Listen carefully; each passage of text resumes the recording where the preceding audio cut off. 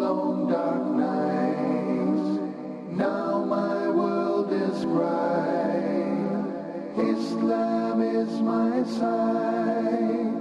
Now my world. Assalamu alaikum wa rahmatullahi wa barakatuh. Welcome to this episode of Walking the Straight Path. I'm your host, Feroz Abdul Rahman. This show is going to try to answer one question. Is following this religion of Islam easy or difficult? Well, to help us answer this question today, we have a number of guests with us. Assalamu alaikum wa rahmatullah to you all. Well, we're going to try and introduce our guests, but before we do that, let's hear what one of them had to say before. My name is Hans Nelson. I'm from Osseo, Wisconsin, which is a state in the United States.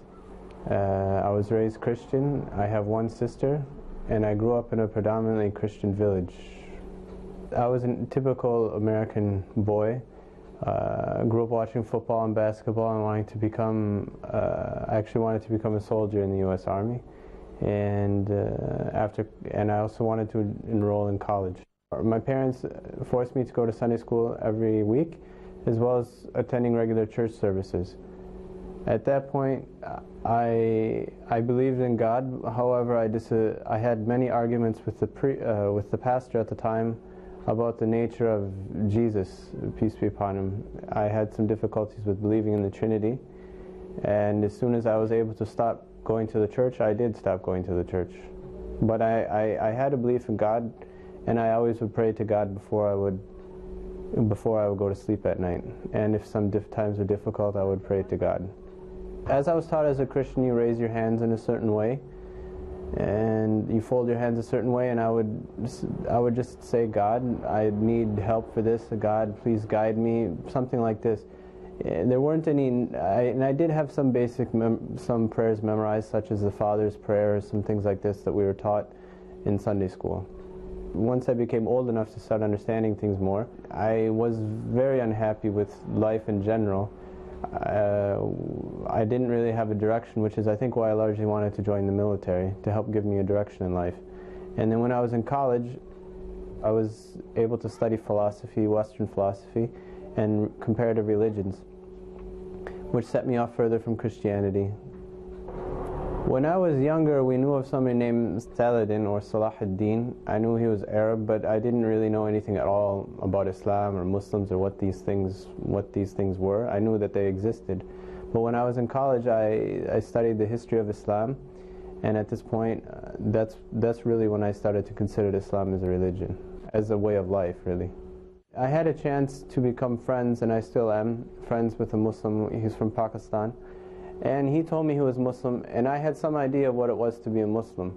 However, I didn't necessarily believe in what they believed. I wasn't acquainted with what Islam actually says until he started answering my questions, and when this was in college. Really, when I was studying the history of Islam, I was taking a particular course, I often would question myself, why don't you just become Muslim?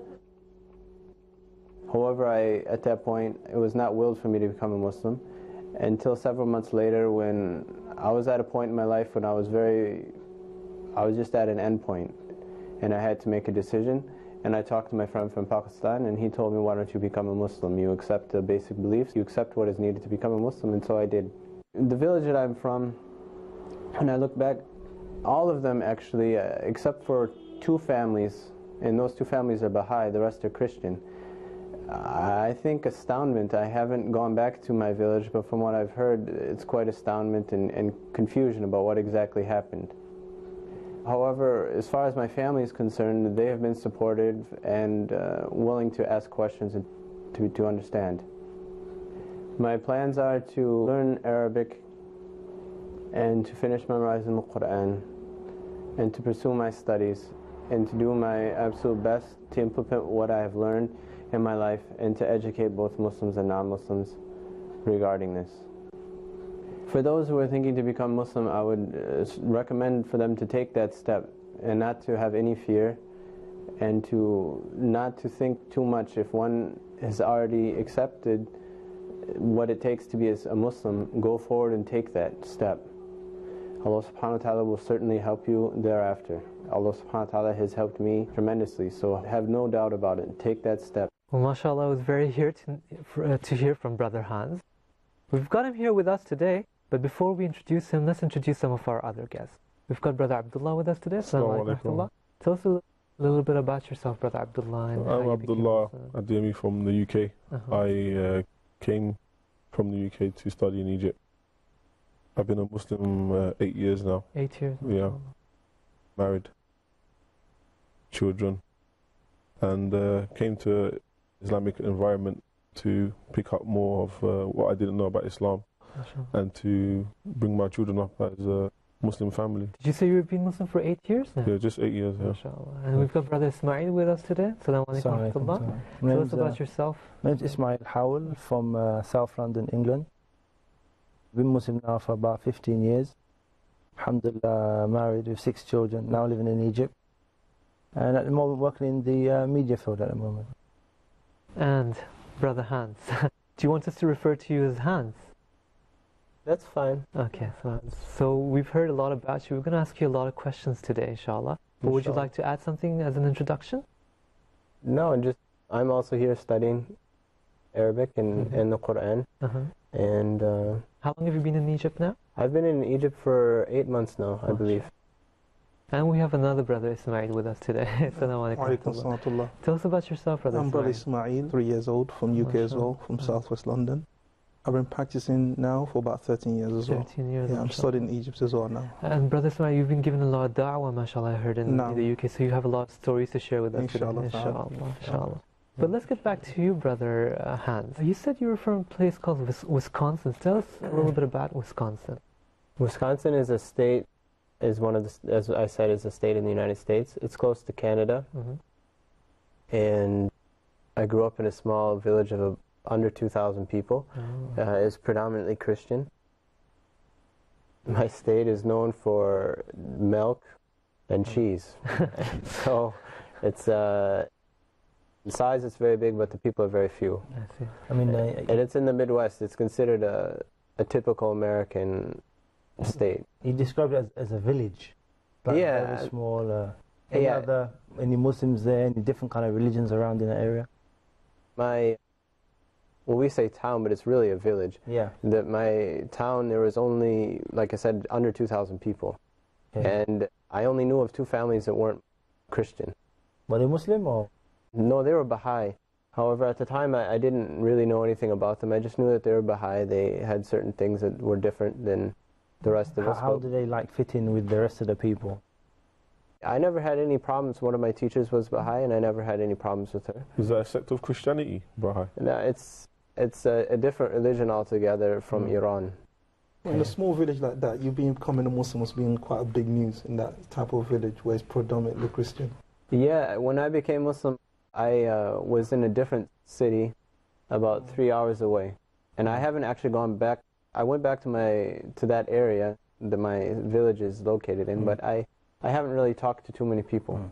But yeah, I mean, there's a lot of confusion about what exactly happened, where exactly am I right now, what happened to me. Had you been kidnapped? Yeah, exactly. But your family's still there? No, my family is, some of my family is in Wisconsin and some of my family is on the East Coast. Okay. And they know, and some of my close classmates they know that I'm Muslim. Yes. So. How big is your family? I mean, did your family figure in largely, or? Actually, it was just my mother, my sister. It was just the immediate family. Okay. And then through the rest of my family sort of spread out around us. Okay, mashallah. And you said on your little clip that you want to become a soldier. How old were you when you wanted to become a soldier? Well, I grew up playing army and doing all these things, hunting, and a typical child for that area. So I think when I was maybe 17, 18, that's when you start realizing, okay, I'm no longer going to be living in the house with your parents. You have to get your life in order. And I decided to go to college. However, there's an option in the United States where you can enroll in the military at the same time. And the military will help pay for your schooling. That's right. So was it desire to go into the army or desire to go to college? Well, I wanted to go to college. However, I had a desire to serve in the military. I wanted to try to become an officer in the military. And you have to have a degree in order to become an officer. And you said that's because you were looking for a direction also? So was it a career direction, everything mixed together? I suppose. I mean, there was general desire to try to do good at the time. You know, the idea, I suppose there were many motives, but in the end, I think what was driving me was a need for direction in life. Okay. And virtually all of my childhood friends joined the military. Oh, so is it big in Except for Wisconsin one. then? Yeah, it's very, very big. It's like an American dream in a sense to escape to the military and get a relief from some financial way. Yeah, for a lot of people that's really true. They go in for it for many reasons, but that is one. But America's a very nationalistic, or as they say, patriotic country. Yeah. So in my area, it's highly respected if you're like a police officer or you're somehow involved in serving the people, but not necessarily a politician. So what happened then? What stage you away from going, like becoming Muslim, or just I wasn't able to join the military because of a health condition. Oh. I tried to join all the branches of the military, and I could have lied. They wanted me to lie, but I said I won't lie. I can't actually join. The same thing. I have a condition, and which, according to their laws, I'm not allowed to. MashaAllah, the Prophet ﷺ said that whoever was the best before Islam are going to be the best in Islam. MashaAllah. Well done that you didn't lie then. No. Yeah. It was right after, it was in 2001, in the fall, and they wanted people to sign up. And so I said, no, I can't lie because I could get in really big trouble, and I wasn't taken to lying when before Islam either. MashaAllah, well done. And you said your dad used to send you to church and to Sunday school. Yeah. How old were you then? My big pusher actually was my mother, because she still sings in the choirs, and her mother sings in the choirs, so my grandmother, as well as my sister. And my father as well. I don't mean to say my father's irreligious, but my mom was the real catalyst. I see. How old were you then? In my particular, the church that I went to, that denomination, you take regular Sunday school lessons where they educate you about what is Christianity according to their understanding. And that lasts until the equivalent of junior high or middle school in the United States, which is about 13 or 14 years old, I believe. And then when you enter high school, you have your choice. And that's when you stopped? You said that after a while you stopped. Yeah, I mean, you have a choice before, but the parents force you. Yeah. I decided to stop going to high school. Oh, you were in high school? Yeah. Okay. Same thing like me, Jamaican coach to go to Sunday school. I see. And you go, but as soon as you're old enough to, run away, you don't go. Yeah. But, your parents were strong enough to actually go, but how come the children in the lower generation don't want to go? I think it's a sign of the times. People are getting less religious, more distractions. I think people, not Muslims. Muslims, I think they can't really escape from being religious because there's a criteria that if you don't do certain things, you've left Islam. Whereas in Christianity, me, myself, from my experience, when I never went to church, I still considered a Christian. When I ate bacon, I still considered a Christian. People said, oh, it's bad, but it's all right. Because, once you start accepting, where's the laws gone? Do you guys even remember what denominations you were in Christianity? Actually, what led me to Islam was one of the fact that I went to different churches. Like, I go to the white church, the English church, I go to the African black church. Although they were all Christians, but they would sing different ways. They had different beats. Then I'd watch, like, the American churches, the African Americans will use different instruments. They were more passionate. So I thought, how come the music's different? How come everyone's got their own culture to influence God's religion? So I thought that if that's the case, we're not really like one united people. So, well, we've got quite a few more questions for Brother Hans, but before we ask him some more questions and talk about other people out there who are looking to come into Islam, let's have a short break. Islam is my side. Welcome back to The Straight Path. Brother Hans, you said something about the Father's Prayer in your clip. Yeah, there are different prayers you can do. The two, I really can't recall them now because it's been some time, but there was one that I would say, actually my whole family would say most of the time, and that was before you'd eat, and then there's something you could say before you sleep. I see. And this unhappiness that you spoke about, you said you wanted a direction when you were thinking about joining the army.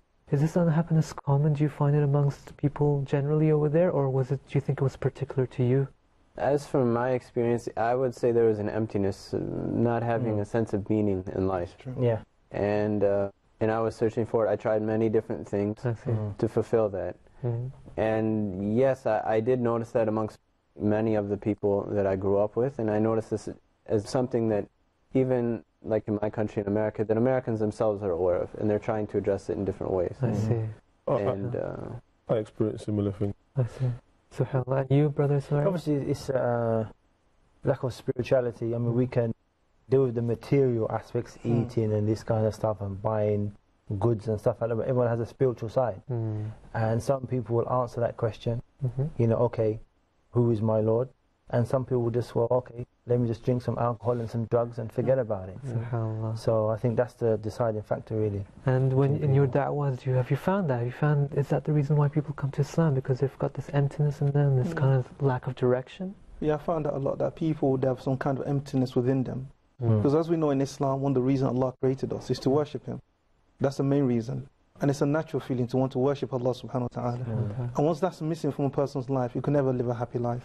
So that's one of the main reasons that people they too come to Islam. Like we're talking earlier on, that the younger generations, they're leaving the churches, and they're not going back to the churches. True. What they find with Islam is not just a religion on a Friday or on a Sunday, for example. It's a whole way of life. So the reason we find that many of the youth, they're not going to the churches, and the older generations are there, is that we have modern problems, but we don't have solutions for them. But within Islam, we've got solutions for all these problems. So for that reason, a lot of people, they come into Islam. Brother Hans, and I'd like to ask you, brother, you said something about not knowing much about Islam before you became a Muslim. You said something about you knew this word Saladdin and Salahuddin. I'm quite surprised at that, because I thought, you know, with the media attention on Islam and people talking about it so much, didn't you watch, you know, Islamic programs on television, or just find out something about Islam just by watching television? when I was prior to September 11th, I just knew there was somebody named Saladin, and that he's Arab, and that he was the head of the Arabs. This is what I understood. And that he fought King Richard the Lion-Hearted, as we call him. That's all that I knew. And I knew he wore a turban in the pictures that were drawn of him. I didn't know anything about Islam or Muslims. I knew one who practices Islam is a Muslim, but I didn't actually know, and I knew Islam is a religion, but I didn't know anything about Islam. What about you, brothers? Before becoming Muslims, were you bombarded with what's wrong with Islam as is common on television? I don't know about others, but as for me, I was in what you call a complete darkness of ignorance of Islam. I never heard of the Prophet Muhammad. I never heard of Ramadan. I never heard of Eid. And these are big things to Muslims, which a lot of non-Muslims know of. I actually found out when I became a Muslim that a lot of people, they even use Assalamu alaikum. And I thought, how do you know that? And you're not a Muslim. I mean, I've come on this path and it's fascinating, but I was in complete ignorance. And you, I mean, obviously, when I became Muslim about 15 years ago, Islam wasn't even mentioned, wasn't in the newspapers, wasn't anywhere. Okay, so there wasn't really much dawah going on in my area. So Islam didn't come for me through the media. I mean, obviously now, Islam is, you know, spread across the world, it's in the newspapers, in the media, you can't really escape, you know, the message of Islam. So what took you to studying about the history of Islam then? You said that's what you focused on college? Was that what your degree was in? At that particular point, I hadn't focused on Islamic history, but I needed to fulfill certain requirements to obtain a history degree, and so therefore I took that course, because and I actually didn't want to take that course, and I was dreading it, but I ended up taking the course, and it was more than I expected. And you said something about while you were studying that course, although you knew about Islam, there came an end point. I mean, you didn't accept Islam before that, but there came an end point when things were going wrong. Can you expound on that a little bit? I was very frustrated with life. I tried to join the military at that point, and I was unsuccessful, and I realized I couldn't, you know, I just didn't know what I was going to do after college. It was my third year of college, and I realized I had to start thinking about my career. Obviously, I need to get things figured out. All my friends knew what they were going to do, and they were much younger than me. And So you were how old at that time? Yeah, I was 21. Okay. And I was just at that point. I didn't know what I was going to do after college, and I was very frustrated with myself. And at that point, that's when I really started to look at things about like how I viewed myself. What's my point? What's the point in life? I guess you'd say it was kind of a crisis. Brother Ismail, you were talking about that. You said during your da'wah efforts you found that, and during the break, the brothers in general were saying, you know, that's something that's so true, that people don't seem to have that direction. This is what I found, and you find a lot of the youth, they tend to like to do things like join the military because they find some kind of discipline in the military. And once they join the military, or they're unsuccessful in joining it in some cases, they find all those discipline, what they were looking for in Islam. Especially in the Western society, that there's some kind of a emptiness, more than other societies, in the sense that in the West you could do everything. You could drink what you want. You're pretty much free, as they say. And you fulfill all these things, but yet you don't find any happiness. You don't feel you're fulfilled. And this is what caused a lot of people to search for something, that they realize there must be more to life than this. And within Islam, they find that spiritual aspect. I would say that's exactly what happened to me, exactly. Because all my friends at that time had, worldly, they were extremely successful. And they put that in, that was enough for them. They never bothered to go beyond that. But for me, I was denied that. Well, I wouldn't say I was denied that, but I wasn't given it as they were. You wasn't, because what I find is there's a pattern of behavior in, we can say, the destiny of God.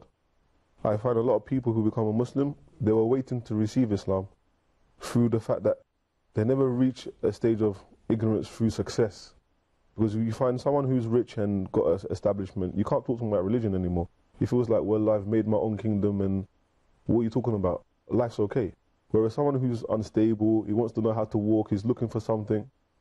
I find Allah always relieves these kind of people because there's something missing from them. And not only with people who come into Islam, but also people who are Muslims now, born Muslims, and they don't follow. I think that's what comes out with them also when they start following. It's true, like the brother was saying earlier on, that some of his friends were very successful. Now, people could be successful in two ways, in a professional way or in the sense of enjoyment. Happiness. Like, you know, happiness, drinking, going clubbing. And we knew a brother who was very successful in that way. He was a DJ. So he used to go clubbing, get all the girls. So in terms of the enjoyment, he was very successful. But it wasn't enough for him. So one night, while coming home from the disco, after having all the fun, he just got frustrated and he raised his hand to the sky and said, God, guide me. And so what happened that night, he had a dream. And in that dream, he saw people bowing down in prayer, in ruku', like we do as Muslims, on a green carpet. So when he woke up the next day, he went to the local newsagent and he said, I saw you in my dream yesterday. He was a Sikh. He saw a Sikh man. He said, I saw you in my dream yesterday. What religion do you people follow?